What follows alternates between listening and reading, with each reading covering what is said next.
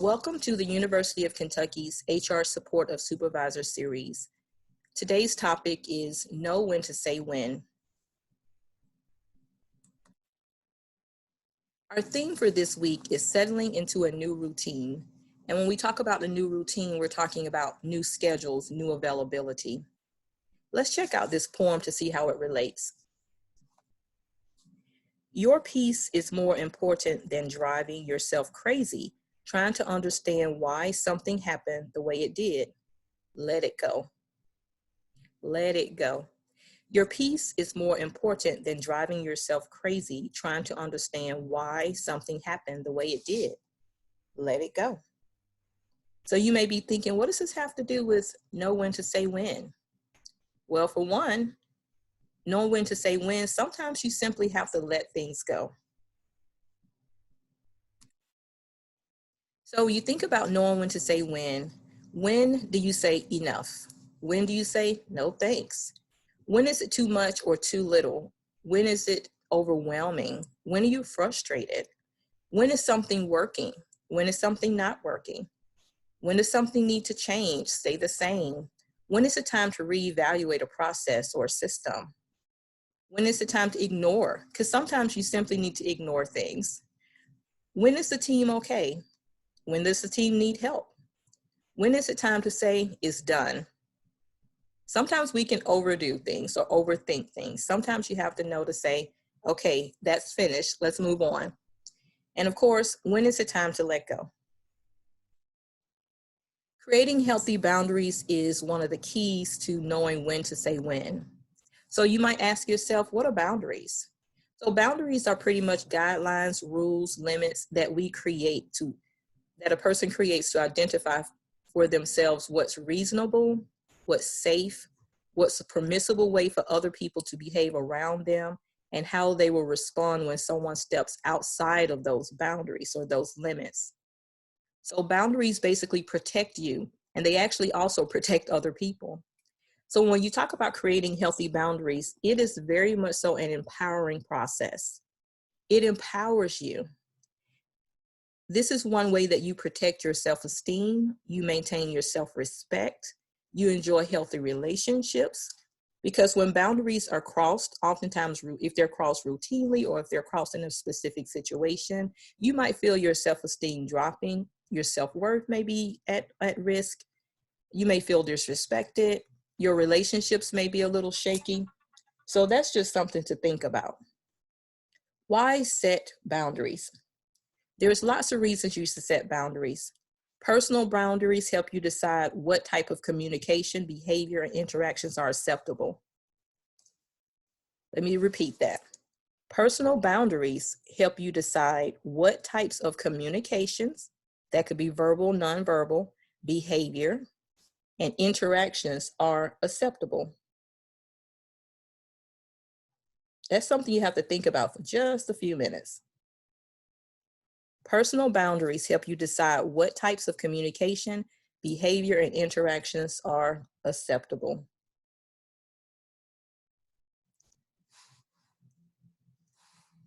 So, you are feeling also, why do you want to set boundaries? You want to set boundaries if you find yourself feeling resentful, angry, if you find yourself complaining and whining a lot.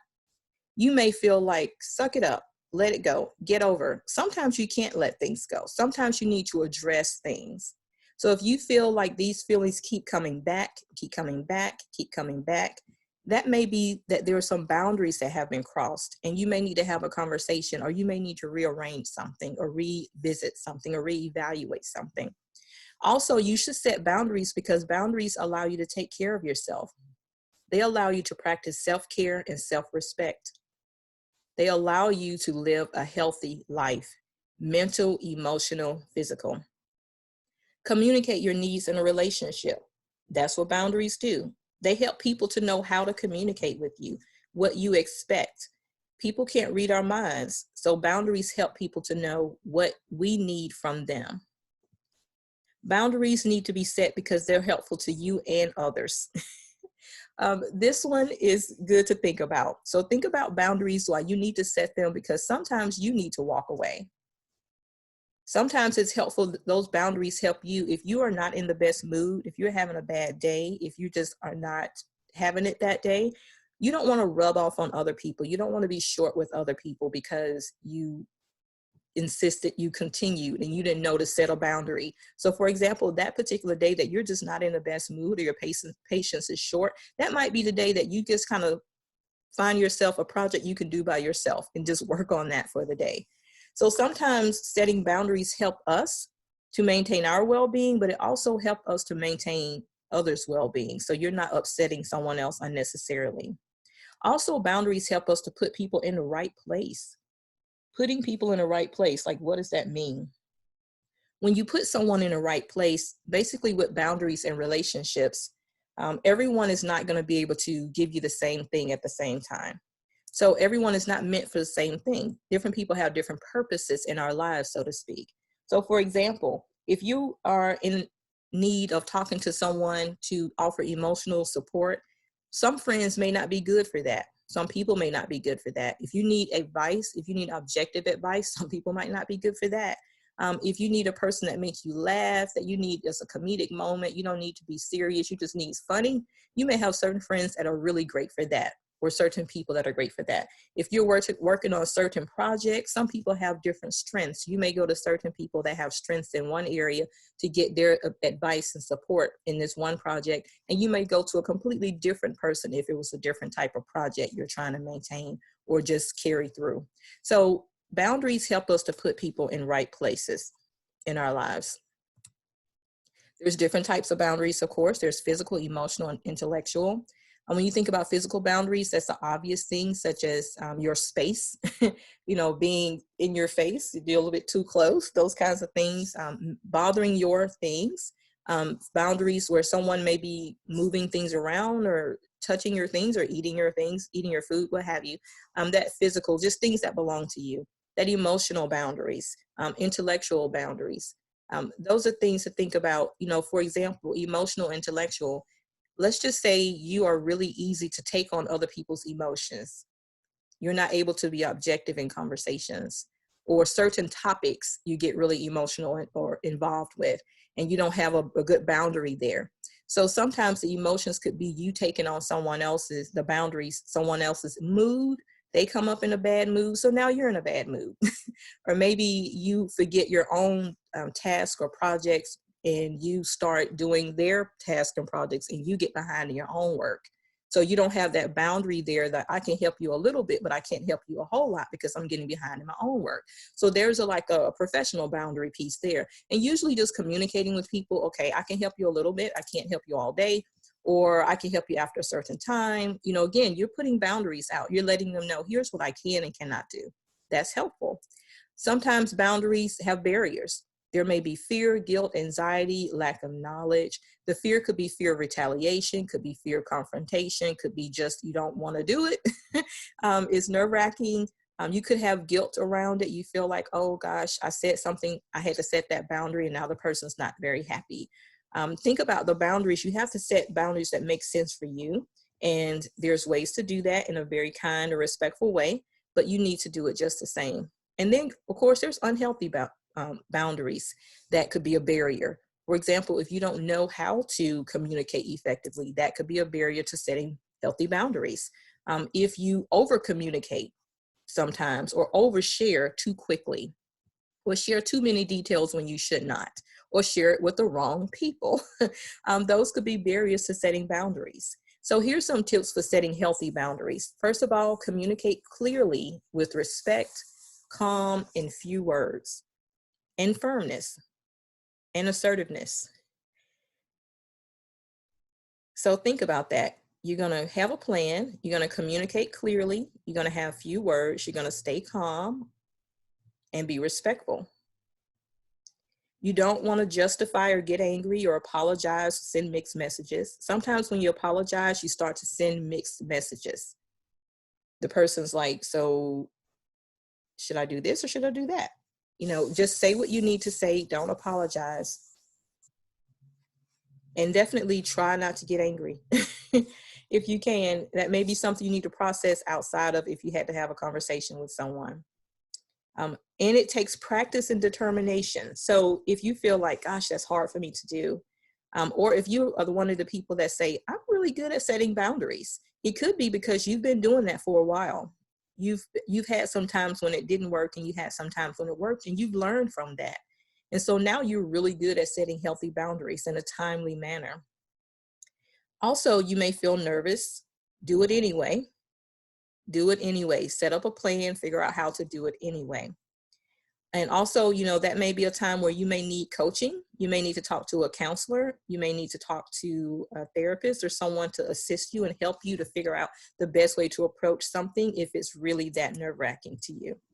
But note that setting healthy boundaries, it is a process, and you have to do it in your own time frame. So what does that mean? That means you can't be rushed by someone else into having a conversation you're not ready to have, but you know that you do need to have the conversation. You may need to figure out the best time for you to do it, the best way for you to do it. You need to figure that out. You have to figure out your own time frame. But also note, don't continue to go down a road that's disruptive to you, and you're anxious and you're nervous and you're upset and you are walking in fear because you won't set some necessary healthy boundaries. So when you're creating healthy boundaries in your life, here's some things to consider. You want to consider who's going to be impacted by this. Who's going to be impacted? Is it helpful? Is it beneficial? Is it advancing my self-care? Is it advancing my goals? Is it fair? Is it clear to others why I'm doing this? What can I do differently in terms of setting these boundaries? Maybe I sent some mixed signals. Can I stop doing that? What else do I need to consider? So thinking about setting healthy boundaries, bringing it back to work, thinking about your workload, what's reasonable to complete in a day? And sometimes this is just a boundary between you and yourself. You're like, self, I can't get all of this stuff done today, but maybe I can prioritize 2 or 3, maybe 4 or 5 things and get them done. So that's something to think about. What has to get done first? Reprioritize. What can I control? It's so important to think about, some things you just don't have control over. And so you don't want to get yourself too upset over what you can't control, but what can I control? Setting healthy boundaries is good for your self-care, for your physical self-care, mental, emotional. When you're thinking about these boundaries, thinking about what fulfills you, what rejuvenates you, what brings you joy, what brings you peace, what's exciting to you. Also, these healthy boundaries are great when it comes to connecting with your colleagues. People get to know exactly what you expect and what you need, and they know how to communicate with you effectively. So you think about, what is my routine working when it comes to boundaries? Maybe I need to readjust my routine a bit. Maybe my schedule's not working. Maybe that's part of the boundary concern. Or do I have a schedule? Maybe you need one. Am I communicating what I need? Life and family, is your work schedule clear? When you're working with other people, your family, your friends, are they clear about boundaries as it relates to your work world and your family, your life world? And of course, one of those is just, when are you available for activities? When are you available for talks? Those kinds of things. So for example, family, friends may be asking you to do certain things on a late night, go to a late activity, and you may have to work the next day. And you have to say, well, I can't do that because I have to work the next day, and this activity ends at 12. And I have to be to work at 8. So that's just setting a really specific boundary, just communicating. Create a routine to separate work and home. That might help with your boundary. I know now working from home, working remotely, can be a challenge. So boundary setting could be finding a particular place or space where you do your work, or at the end of the day, it could be putting the laptop away, or even if you have like a desktop set up, maybe covering up the computer and the keyboard, like put a blanket or something over it. So it's like, that is done. I'm not going to be tempted to go over there and do work. That's just one idea. Set realistic goals and limits where you can. Sometimes you can say no. Sometimes you can say not now. Sometimes you can say later. So where you can set limits, set limits. Limit work talk, limit work time. Work talk, that means sometimes you need to cut off the time that you're talking about work. You need to say, okay, I'm done with work right now. I've had my 10-minute work sharing moment, and now I'm going to move on. Block time to work on one thing at a time if possible. Sometimes your Outlook calendar can be wonderful for that. Putting blocks of times on your calendar to work on specific projects. That also lets people know that, okay, that's a boundary. That person, don't put a meeting there. They need to set some time aside to work on different projects, and you just put it on your calendar, working on a particular project. That can be helpful for you keeping boundaries and you maintaining your schedule and you maintaining the work that you need to get done. Also, boundaries doesn't mean it can't be flexible. So if a meeting was to pop up and you needed to kind of move that shift that time, and it can be shifted, that's fine too. All right, so don't overcommit and ask for help.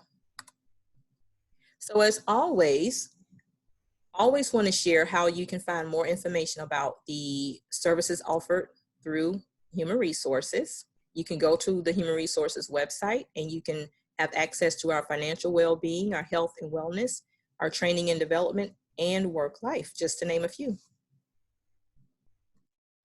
So as we close out, always know that we believe in you. We know that you can do it. And also keep in mind that healthy boundaries allow you to take care of yourself, and you're worth it.